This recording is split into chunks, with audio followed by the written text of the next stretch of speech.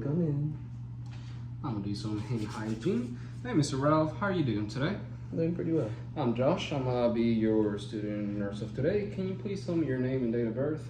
Ralph Aldo, 020405. Okay, Mr. Ralph. So today I'm gonna talk to you about this new QI initiative about pressure ulcers, and specifically pressure ulcers in patients that are gonna have cancer surgery. So first of all, pressure ulcers can be really bad because first, they're very painful for the patient. They slow down recovery time and they can cause infections. But this new group of nurses and doctors came up with this new initiative so the risk of pressure ulcers during surgery can go down. First of all, do you know what a pressure ulcer is, Mr. Ralph? No. So pressure ulcer can be caused when a patient is laying down in the same position for a really long time and their skin starts to break down, especially in their bony areas, which could be their heels, their elbows, and their lower back. Could you tell me now what a pressure ulcer is? It's skin breakdown that's usually found on bony areas such as your skin, your sacrum, the back of your neck. Not the back of the neck, but your lower back. Okay, lower back. There you go. So this group of nurses and doctors came up with this is 4 things they're doing different to lower the risk. First of all, they're coming with new strategies of making more effective skin assessment, so to identify patients that are higher risk. Next, they came up with this new cushioning pads they put in the bony prominence when they're laying down for surgery.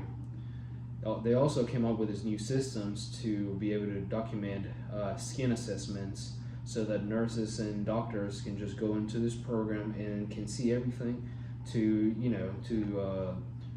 identify any risk if any patient is at risk of a pressure ulcer. And lastly, they just make sure to teach the whole facility and train them to identify the risk and how to deal with these risks. So you may ask if this was successful, right? Mm-hmm. Well, this whole initiative was very impressive because usually this hospital would have 10 pressure ulcers a year, and this number went down by 50.5%. And not only it improved the patient's safety, but it also lowered hospital costs by $80,000. There's also some things that you can do to help the health facility that you can do yourself to prevent these pressure ulcers.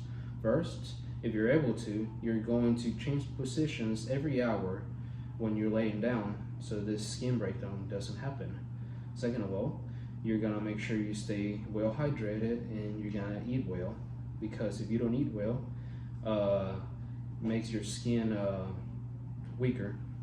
And lastly, what you're gonna do is that you just gotta speak up. If you feel uncomfortable about something, you just tell your doctor, tell your nurses, and I'm sure they'll find a way to make you feel more comfortable with your procedure. So can you tell me what you can do by your own? I would change my position often, and once every hour. I would have a better diet, or a good diet for my skin to be stronger, and to speak up if I feel uncomfortable. Okay, Mr. Ralph. I hope your procedure goes well, and just let us know if you need anything. Okay, well thank you so much. I'm do some hand hygiene. You have a good day, Mr. Ralph. You too.